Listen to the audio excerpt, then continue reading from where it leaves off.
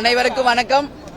இன்னைக்கு பிஎஸ்பியினுடைய தமிழக மாநில தலைவர் ஆம்ஸ்ட்ராங் அவர்களுடைய படுகொலைக்கு கண்டனம் தெரிவிக்கின்ற வகையில் தேசிய முற்போக்கு திராவிட கழகத்தின் சார்பாக அவருக்கு நேரடியாக வந்து நான் இன்னைக்கு அஞ்சலி செலுத்தியிருக்கேன். நேற்று டிவியில் அவர் இந்த மாதிரி படுகொலை செய்யப்பட்டார் அப்படின்ற செய்தியை பார்த்தபோதே ரொம்ப பெரிய ஒரு ஷாக்கா இருந்தது. உடனே நம்ம வந்து தேமுதிக சார்பாக கண்டன அறிக்கை நேற்று நைட்டே நம்ம போட்டோம். நான் என்ன ஒன்று சொல்ல வரேன்னா, இந்த 3 மாத காலத்தில் 6 படுகொலைகள் தமிழ்நாட்டில் நடந்திருக்கு. சட்டம் ஒழுங்கு மிகப்பெரிய ஒரு கேள்விக்குறியாக போயிட்டு இருக்கு. இன்னைக்கு அவர் ஆம்ஸ்ட்ராங் அப்படிங்கிறவர் வந்து சாதாரண ஒரு நபர் கிடையாது. ஒரு தேசிய கட்சியினுடைய மாநில தலைவருக்கு இந்த நிலை என்றால், சாமானிய ஒரு மனிதனினுடைய உயிருக்கு இங்க என்ன உத்திரவாதம் இருக்கிறது என்ற கேள்விதான் இன்னைக்கு தமிழ்நாடு முழுக்க அனைவராலும் அச்சப்படக்கூடிய ஒரு விஷயமா இருக்கு. இப்ப பார்த்தா குறிப்பாக அவங்க வந்து ஆம்ஸ்ட்ராங் வந்து எத்தனையோ பேருக்கு படிப்புக்கு உதவி செய்திருக்கார், எத்தனையோ வழக்கறிஞர்களை உருவாக்கி இருக்கார். அது மட்டும் இல்லாம தலித்தின மக்களுக்காகவும் தாழ்த்தப்பட்டவர்களுக்காகவும் பட்டியலின மக்களுக்காகவும் அவர் வந்து தொடர்ந்து குரல் கொடுத்திருக்காங்க. அவங்களுடைய முன்னேற்றத்துக்காக பாடுபட்டிருக்காரு. இன்னைக்கு அத்தனை பேரும் இன்னைக்கு கொந்தளிச்சு போயிருக்காங்க. இன்னைக்கு 47 வயசு தான் ஆகுது, அவருக்கு ஒன்னும் வயசாகல. அப்போ இந்த அளவு ஒரு படுகொலை செய்கிறாங்க, அதுவும் ஒரு மெயின் சிட்டி, அதுவும் இல்லாம முதலமைச்சர் தொகுதியான கொளத்தூர் தொகுதியிலேயே இது மாதிரி மக்கள் அதிகமாக இருக்கின்ற ஏரியாலேயே இந்த மாதிரி படுகொலை நடக்கிறது என்றால் தமிழக அரசு என்ன செய்து கொண்டிருக்கிறது என்பதை மக்கள் கேள்வியாக இந்த நேரத்தில் நான் எழுப்புகிறேன். இது சாதாரண விஷயம் இல்ல. இப்பதான் கள்ளக்குறிச்சியில 70 உயிரை இழந்திருக்கோம். எல்லாருமே தலித் மக்கள் தான். அது மட்டும் இல்ல, திருநெல்வேலியில ஜெயக்குமார் காங்கிரஸ் கட்சியை சேர்ந்தவர் இறந்தார். இன்னைக்கு வரைக்கும் அவரை யார் கொலை செய்தாங்கன்னு கூட இன்னைக்கு வரைக்கும் தெரியல. ஒரு 5 நாளைக்கு முன்னாடி அனைத்து இந்திய அண்ணா திராவிட முன்னேற்ற கழகத்தினுடைய ஒரு முக்கியமான கட்சி பிரமுகர் சண்முகம் என்பவர் படுகொலை செய்யப்பட்டிருக்கார். ஏன் இந்த மாதிரி படுகொலைகள் நடக்கிறது என்பதற்கு முதலமைச்சரும் தமிழக அரசும் முழு பொறுப்பேற்க வேண்டும்.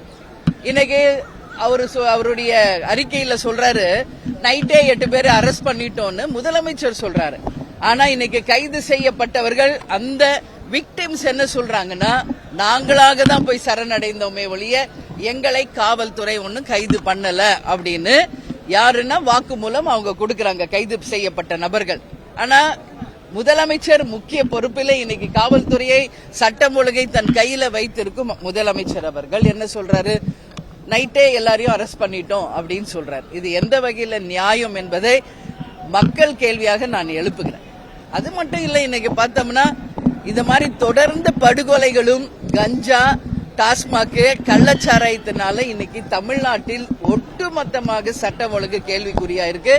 இங்க யாருக்குமே ஒரு பாதுகாப்பு இல்லாத ஒரு நிலைமை தான் இருக்கிறது என்பதை மன வருத்தத்தோட நான் பதிய வைக்கிறேன். இன்னைக்கு ஒட்டுமொத்தமாக இன்னைக்கு திருமாவளவன் சகோதரர் திருமாவளவன் அவர்கள்லாம் வரும்போது இங்க சொன்னாங்க, உண்மையில் கைது செய்யப்பட்டவர்கள் கொலைக்கு சம்பந்தம் இல்லாதவர்கள் என்று சொல்றாங்க. ஆனா கொலைக்கு சம்பந்தப்பட்டவர்கள் அதை நாங்க தான் கொலை செய்தோம் முன்பகை காரணமாக அப்படின்னு சொல்றாங்க. நான் எங்க தேமுதிக சார்பா நான் என்ன சொல்றேன்னா, ஒரு சிபிஐ நிச்சயமாக அமைக்க வேண்டும். உண்மையில் யார் இந்த கொலையை செய்தது என்பதை நிச்சயமாக மக்களுக்கு வந்து சொல்லணும். ஏன்னா இன்னைக்கு ஒட்டுமொத்த பட்டியலின மக்கள் இன்னைக்கு வந்து இந்த கொலையினால மிகப்பெரிய அளவுல பாதிக்கப்பட்டிருக்காங்க. அதனால நிச்சயமாக சிபிஐ வழக்கு பதிய வைத்து உண்மை குற்றவாளிகளை கொண்டு வர வேண்டும். ஒரு விஷயம் மட்டும் சொல்றேங்க, இங்க நிறைய பசும்புலி போத்திய புலிகள் சுத்திக்கிட்டு இருக்காங்க. எதுவுமே தெரியாத மாதிரி அப்பாவிகள் மாதிரி மொத்தத்தையுமே ஸ்கெட்ச் போட்டு இந்த மாதிரி வன்முறைகளை செய்பவர்கள் உண்மையிலேயே அது எவ்வளவு பெரிய அரசியல்வாதியாக இருந்தாலும் சரி, எவ்வளவு பெரிய அரசியல் பின்புலமாக இருந்தாலும் ஒரு மனிதனுடைய உயிரை எடுக்கின்ற உரிமை கடவுளை தவிர இங்க யாருக்குமே கிடையாது என்பதை நான் வன்மையாக கண்டிக்கிறேன். அதனால யாராக இருந்தாலும் இந்த பின்புலத்தில் யாரு வந்து இந்த செயலை செய்திருந்தாலும் உறுதியாக சிபிஐ வழக்கு பதிய செய்து ஒரு நியாயம் நிச்சயம் கிடைக்க செய்யணும்னு சொல்லி இந்த நேரத்தில் நான் கேட்டுக்கிறேன். அவரை இழந்து வாடும் பிஎஸ்பி கட்சியை சேர்ந்த அனைத்து நிர்வாகிகள் தொண்டர்களுக்கும் அவர்களுடைய நண்பர்களுக்கும் குடும்பத்தாருக்கும் என்னுடைய ஆழ்ந்த இரங்கலை இந்த நேரத்தில் நான் தெரிவிச்சுக்கிறேன். இப்ப நான் கிட்ட போய் ரொம்ப க்ளோஸா அவரை பார்த்துட்டு தான் வந்தேன். உண்மையிலேயே எனக்கு ரொம்ப மனசு வருத்தமா இருக்கு. மாலை போட்டேன். இங்க இந்த இடம்லாம் பயங்கரமா வெட்டுப்பட்டிருக்கு. உடம்பு ஃபுல்லா காயங்கள் தான் இருக்கு. அந்த ஏரியாவே பிளட் கரைகள் இருக்கு. பார்க்கவே ரொம்ப மனசுக்கு சங்கடமா இருக்கு. வெட்டுறவங்க மட்டும் என்ன 1000 வருஷமா வாழ போறாங்க? எல்லாருமே நம்ம மனிதர்கள் தானே. ஏன் இந்த சிந்தனை இங்க இல்லை என்றுதான் எனக்கு ரொம்ப மனசு கஷ்டமா இருக்கு. இது மாதிரி இனி ஒரு சாவு தமிழ்நாட்டில் நடக்காத வண்ணம் முதலமைச்சர் அவர்கள் தான் இரும்பு கரம் கொண்டு சட்டம் ஒழுங்கை சரி செய்ய வேண்டும் என்று கேட்டுக்கொள்கிறேன். அவங்களுடைய கட்சி அலுவலகத்துல அடக்கம் பண்ணணும்னு சொல்லி தொடர்ந்து போராட்டம் நடத்திட்டாங்க. அதனாலதான் இவ்வளவு தாமதம். ஆமா, அதான் சொன்னாங்க.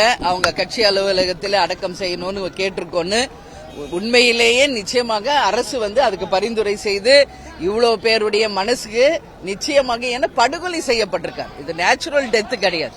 ஒரு படுகொலை செய்யப்பட்டிருக்கிறப்போ அவங்களுடைய ஆதங்கத்தை புரிந்து கொண்டு அரசு அவர்களுக்கு நிச்சயமாக உறுதுணையாக இருந்து அவங்க கோரிக்கையை நிறைவேற்றணும்னு நான் கேட்டுக்கிறேன். அதான் அது அரசாங்கமும் சட்டமும் தான் சொல்லணும். அதனால அவங்களுடைய மனக்குறையை சொல்றாங்க. ஆனா என்னுடைய கோரிக்கை என்னன்னா அவர்களுடைய கோரிக்கையை ஏற்று அவங்களுடைய நிச்சயமாக அவங்க கேட்டதற்கு கட்சிக்கும் அந்த அரசு செவிசாய்க்கணும்னு நான் கேட்டுக்கிறேன். சரிங்களா? நன்றி. வணக்கம்.